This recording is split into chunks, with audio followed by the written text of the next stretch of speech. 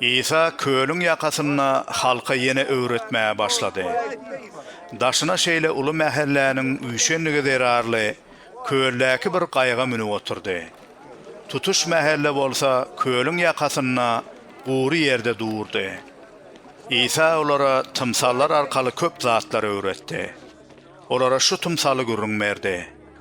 Kulak asın, bir dayhan ekin ekmeye çıkıyar. Ekip yörke, tohumların bir näçesi yolun üstüne düşýär ve kuşlar gelip onu çokyarlar. Bir näçesi toprağı az, daşly yere düşýär. Toprağı çuň bolmansoň, olar tiz gögörýär. Ýöne gün gydanna, kökleriniň ýokdugy derarly olar solup guraýarlar. Bir näçe tohum tikenleriň arasyna düşýär. Tikenler ösüp olary basýar. Şeýlelikde olar hasyl bermeýärler. Bir näçesi de gowy yere düşýär. Olar ösüp, köpelip, käbiri 30, käbiri 60, käbiri hem 100 etse hasyl berýär. İsa onsoň olara, "Eşitmäge kulagy bar adam eşitsin" diýdi.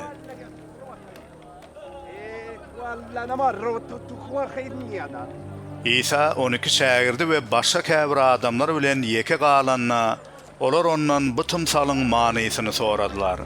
İsa olara şeýle düşündirdi. Hudaýyň şalygynyň syry size berildi. Daşardaklara bolsa hemme zat tymsallar arkaly aýdylýar. Şeýdip, olar seredip dursalar da hiç aňlamaýarlar. Eşidip dursalar da hiç düşünmeýärler. Ýogsa maňa tarap öwrülip bagyşlanardylar.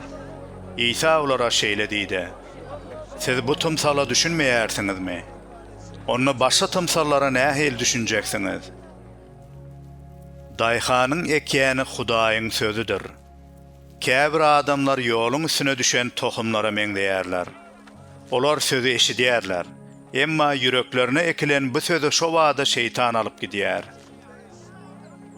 Beýleki adamlar daşly yere düşen tohumlara meňdeýärler. Olar sözü eşidip, onu dessine şatlyk bilen kabul edýärler. Emma olarda kök ýokdur, çydamsyzdyr. Bu söz üçin muşakkat ýa-da izarlama bolanna, olar derrew imandan yüz döndürerler. Başga birleri tikenleriň arasyna düşen tohumlara meňdeýärler. Olar sözü eşidýärler.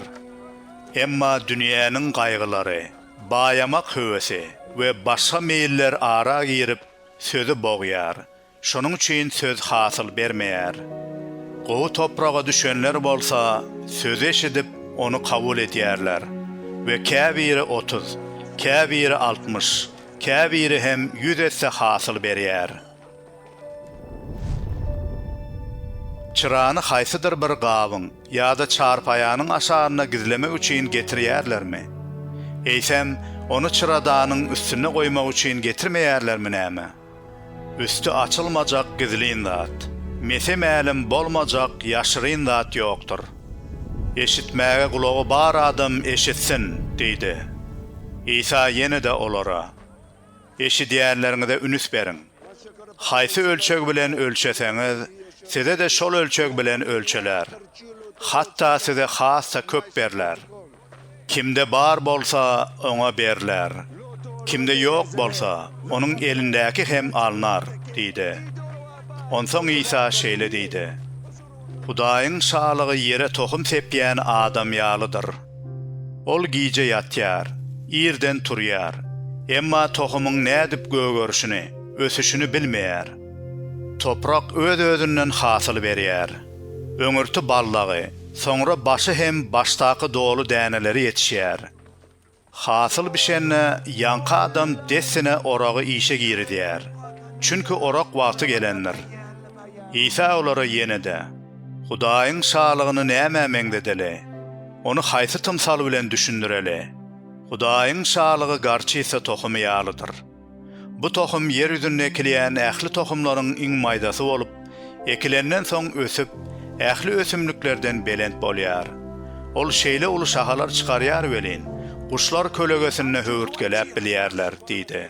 İsa halka düşünüp biljek derejesinde şunun ýaly köp tymsallar arkaly gürrüň berýärdi. Olara tymsalsız hiç zat aýtmaýardy. Ýöne ýeki galanlaryna, öz şähertlerine ähli zady düşündirýärdi. Şol gün akşam ara İsa şähertlerine "Kölüň beýleki tarapyna geçeliň" diýdi. Şähertler mähelläni şol ýerde galdyryp İsa'ny oturan gaýygyna özleri bilen alyp gitdiler. Olaryň ýanyna başga gaýyklar hem bardy. Şol wagt güýçli tupan turup, tolkunlar gaýyga urulup başlady da gaýyk suwdan dolu ugrady.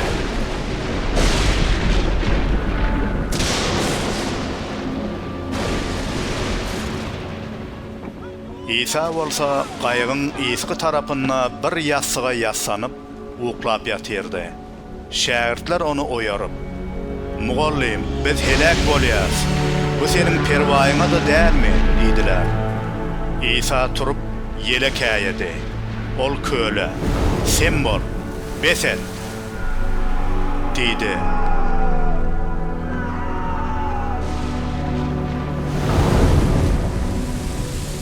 Şonno ýel ýatdy we dolu asudalyk boldy. İsa şähertlerine "Näme üçin gorkýarsyňyz? Eýsem henize iman eden zokmy? Eýsem imanyňyz şeýle gowşakmy?" diýdi. Olar gaty gorkuşup biri-birlerine "Bu kimke? Onuň sözüne hatda ýelem, kölem gulak asýar" diýişdiler.